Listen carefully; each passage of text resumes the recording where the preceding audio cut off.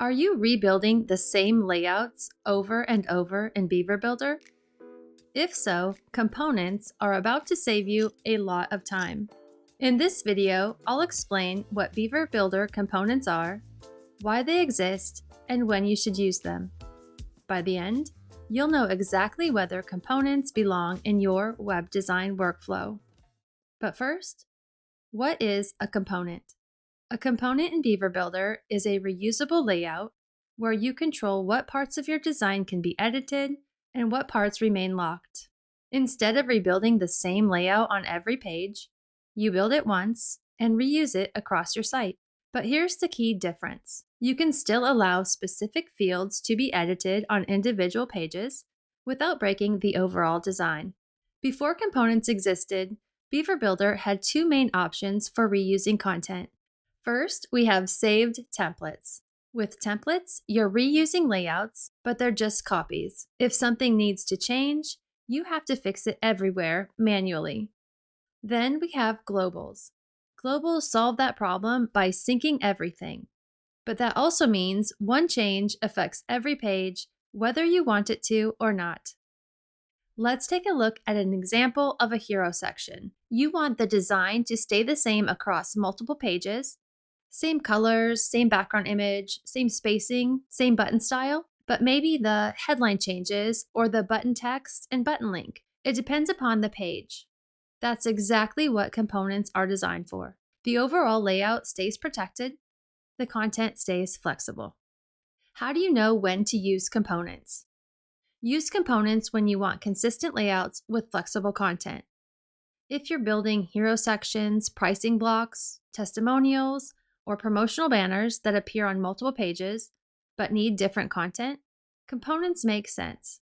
They're also ideal for client sites where you want to give someone editing control without letting them break your design.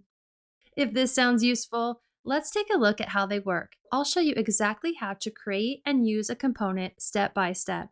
The first step is to build our layout. For this example, I'll use a pre-built hero layout. In the Content Settings panel, click Template.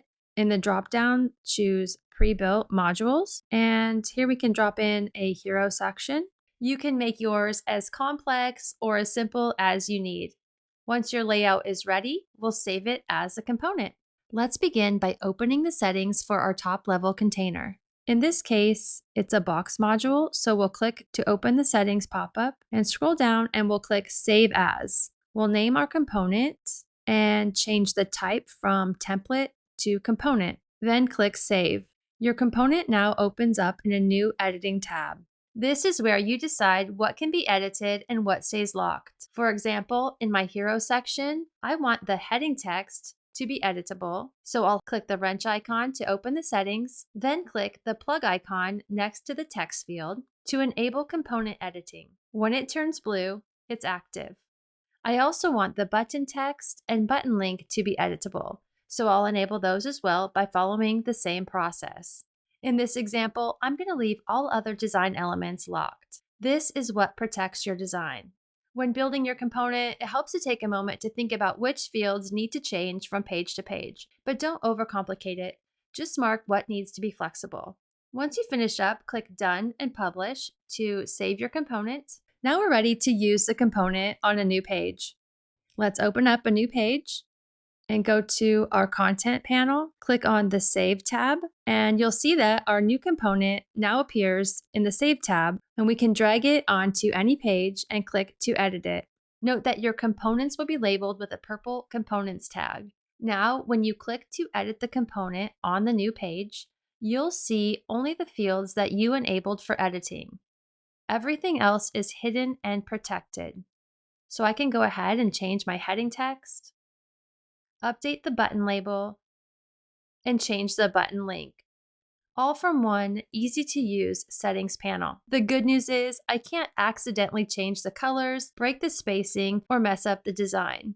I have found this works perfect for client sites or for maintaining consistency across a very large site. You give people the freedom to update content without giving them the ability to break your layout. Once you're comfortable with this, the next level is nesting components. But first, what is nesting? Nesting components simply means placing one component inside another. Instead of building one reusable layout, you're building reusable systems. Think of it like stacking building blocks. Each block is independent, but when you combine them, you create something much more powerful. Let's take a look at a real example. I'm going to build this in 3 stages. First, a button component, then a card component that uses that button, and finally, a grid layout using multiple cards. First, let's create a button component. I'll start by adding a button module to my page. Then I'm going to style this button the way I want it to look across my entire site. We can set things like the background color, the padding, the border radius, the typography, all the design elements. Then we'll click Save As, give your component a name, and instead of choosing a template, I'll choose Component. Next, I'll click Save. Now comes the important part. I need to decide what can be edited. I'll click the plug icon next to the button text field to make that editable. I'll also click the plug icon next to the link field. But for this example, I'm going to leave everything else locked: the colors, the sizing, and the styling. In the upper right-hand corner, click Done and Publish, and my button component is ready. Next, we'll create a card component that uses this button. Let's start with a box module. Inside this box, I'll add an icon module at the top. Below that, I'll add a heading. Then I'll add a text editor for the description. And now, instead of adding a regular button module, I'm going to open up the settings panel, and under the Save tab, I'll drag in my button component and add it to this card layout. Now I'll style this card. I'll add some padding, a background color, and adjust the spacing between elements. We can style this card however we want. And once we're happy with the design, we'll click Save As, give your component a name. Again, I'll choose Component from the dropdown. Next, I'll click Save. The component will open up in a new editing tab, and we need to mark the editable fields. Let's open up the icon module and click the plug icon next to the icon.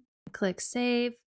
Next, I'll open up the heading module and we'll click the plug icon to allow the text field to be editable. And lastly, let's click to open the text module and enable the plug icon for the text editor field. The button component has already been configured, so we don't need to do anything with that now. In the upper right-hand corner, click Done and Publish to save your changes. Now we can move on to the next step, and this is where it gets really interesting. I'm going to create a features section using 3 of these cards. Let's add a box module to the page and set it to grid. Then we'll set the display to 3 columns and 1 row. I'll add some background color. Let's go to our Saved tab and drag in the feature card component into the first column here. And then we'll add it also to the second and third columns. Now I have 3 identical cards side by side. One important thing to note when you are building this for a client and you don't want them editing your components directly, you will need to update the user access settings. From the WordPress dashboard, go to Settings, click Beaver Builder. In the Beaver Builder settings page, click User Access. From here, you can control which user roles can edit the components. In my case, my client won't have admin access, so I will deselect all user roles below Administrator. Then scroll down and click Save User Access Settings. This protects your design system while still allowing clients to edit the fields you've enabled. Here's where nesting really shines. Let's say your client wants to change this button as the site admin. You can update the design once directly inside the button component. Go to Beaver Builder, Saved Modules, click to edit the button component. Launch Beaver Builder. Once inside the editor, you can update the button colors. Then click Done and Publish. That update automatically flows through every feature card component that uses that button and every page that uses those feature cards. At the same time, when a client is editing the site, they can update only the page content that you've enabled, such as text or links, without breaking the design. They would just open Beaver Builder, click the component, and in the settings pop-up, edit the allowed fields. I will repeat this process for each of the remaining featured cards by clicking on the component and updating the enabled fields in the pop-up settings box. So you control the design system, your clients control the content. No broken layouts, no accidental design changes. And that's the real power of nested components.